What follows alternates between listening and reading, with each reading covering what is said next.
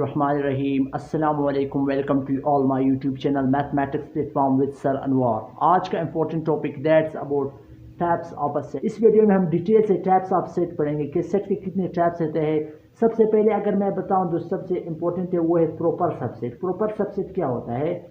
जो होता है प्रॉपर सबसेट, ठीक है। फॉर एग्जांपल मैं लिखता हूं कि a इज इक्वल टू 1 2 3, सही है। इसी तरह मैं लिखता हूं कि b इज इक्वल टू 1 2 3 4। अब देख लीजिए a के तमाम अरकान b में मौजूद है, a के तमाम अरकान b में मौजूद है। एटलीस्ट वन ऐसा रुकन है b का जो कि a में मौजूद नहीं है। देखिए a के तमाम मेंबर b में मौजूद है और b में एटलीस्ट वन ऐसा मेंबर है यानी 4 जो कि a में मौजूद नहीं है। तो हम ये कह सकते हैं कि a is proper subset of b। अब इसको लिखना किस तरह? इसको लिखते हैं a proper subset of b, यानी a के तमाम अरकान b में मौजूद है, एटलीस्ट वन ऐसा रुकन है b में जो कि a में मौजूद नहीं है। इसको कहते हैं प्रॉपर सबसेट। अब सेकंड नंबर पे हम आते हैं, इसके बारे में बात लिखते हैं इम्प्रॉपर सबसेट क्या कहते हैं। एक तो प्रॉपर है, अगर आपसे पूछ लीजिए कि इम्प्रॉपर सबसेट क्या है तो हम इम्प्रॉपर सबसेट को डिफाइन इस फॉर्म में कर सकते हैं। अगर a इज इक्वल टू है 1 2 3, इसी तरह अगर b इज इक्वल टू है 1 2 3, यानी a के तमाम अरकान और b के अरकान इक्वल होते हैं, तो हम इसको कहते हैं कि a is improper subset of b, ठीक है। a is improper subset of b, यानी अगर a के तमाम अरकान b में हो। प्रॉपर में क्या होता है कि a के तमाम अरकान b में हो लेकिन b का एक ऐसा रुकन हो जो कि a में ना हो, तो प्रॉपर। अगर इस फॉर्म में आ गया कि a के तमाम अरकान b में हो और b के तमाम अरकान a में मौजूद हो, तो हम इसको कहते हैं इम्प्रॉपर सबसेट, ठीक है। इसके बाद आता है थर्ड नंबर पे हम लिखते हैं जो कि है वो है डिसजॉइंट सेट। एक होता है डिसजॉइंट सेट। अब डिसजॉइंट सेट का क्या मतलब होता है? देखिए डिसजॉइंट सेट के बारे में बताऊं, अगर a इज इक्वल टू है 1 2 3, ठीक है। इसी तरह मैं लिखता हूं कि b इज इक्वल टू है 4 5 एंड 6।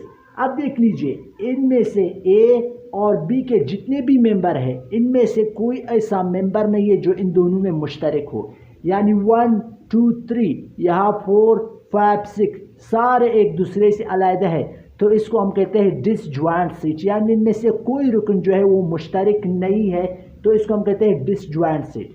अब इसके बाद हम लिखते हैं ओवरलैपिंग सेट के या ओवरलैपिंग सेट फिर क्या होता है।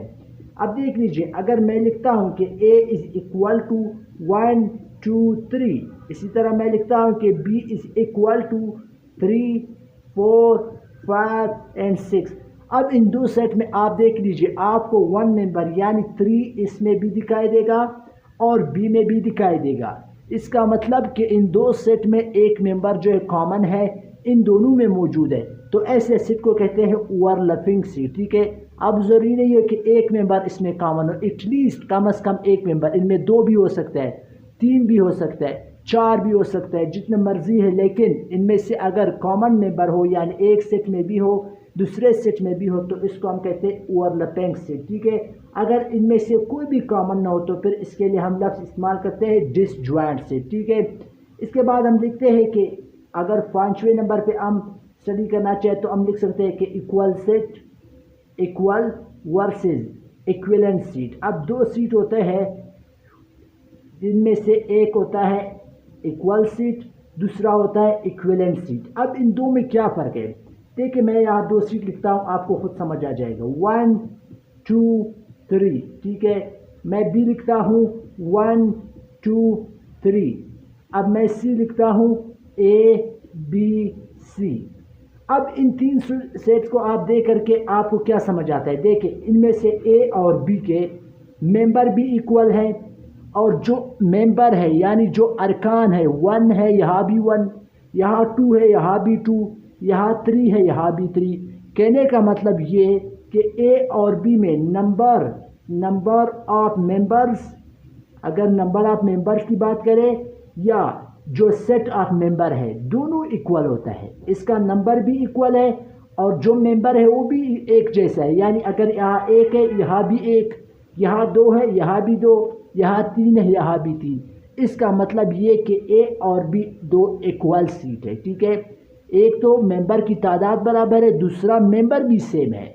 अगर आप सी के सेट पे आप गौर करें, यहाँ भी नंबर ऑफ मेंबर यहाँ पे भी 3 है, लेकिन जो मेंबर है वो ए से भी डिफरेंट है, वो बी से भी डिफरेंट है। यहाँ ए बी सी है, यहाँ 1 2 3 है। अगर दो ऐसे सेट आपको दिया जाए जिसमें नंबर ऑफ मेंबर तो सेम हो, लेकिन जो सेट के मेंबर है वो एक दूसरे से अलग हो, उनको कहते हैं हम इक्विवेलेंट सेट। अब ए और सी ये भी एक इक्विवेलेंट सेट है, ठीक है। और अगर आप बात करेंगे किसकी, बी और सी की, तो बी और सी भी क्या है, इक्विवेलेंट सेट है। लेकिन ए और सी इक्वल सीट नहीं हो सकता है। इक्वल सीट उस वक्त हो सकता है अगर मेंबर की तादाद भी सेम हो और मेंबर भी सेम हो। इक्विवेलेंट सीट में सिर्फ मेंबर्स की तादाद सेम होना चाहिए, बाकी नंबर उस सेम होना ज़रूरी नहीं है। इसको कहते हैं इक्विवेलेंट सीट। यानी अगर दोनों की तादाद बराबर है तो इक्विवेलेंट भी हो सकता है, इक्वल भी। लेकिन इक्विवेलेंट इक्वल उस वक्त हो सकता है कि मेंबर भी सेम हो। तो ये आपको पता। इसके बाद होता है, अगर 6 नंबर पे हम स्टडी करें तो होता है एम्प्टी सीट। एम्प्टी सीट ऐसा सेट होता है जिसमें कोई भी रुकन ना हो, ठीक है। इसको हम इस फॉर्म में जाहिर करते हैं, ठीक है। ये एक सिंगल एम्प्टी सीट होता है, यानी कोई खाली सीट हम इसको कहते हैं। अगर हम 7 नंबर पर पढ़ना चाहें तो हम इस करते हैं कि सिंगल टोन सेट। एक होता है single tone set. Single tone set का मतलब होता है कि अगर एक ही मेंबर हो, देखिए एम्प्टी सेट में कोई मेंबर नहीं होता है, जबकि सिंगल टोन सेट में एक मेंबर होता है उस सीट के, तो इसको हम कहते हैं सिंगल टोन सेट, ठीक है। तो अब इसके बाद मुझे उम्मीद है कि आपको जो सेट के जितने भी टैप्स हैं उसके बारे में डिटेल से मालूम हुआ होगा कि अभी सेट के कितने टैप्स होते हैं, इससे मज़ीद भी होता है। फिलहाल इसका बेसिक जो है वो इतना ही था। मुझे उम्मीद है कि अभी आपको सेट के हवाले से कोई कंफ्यूजन नहीं रहेगा।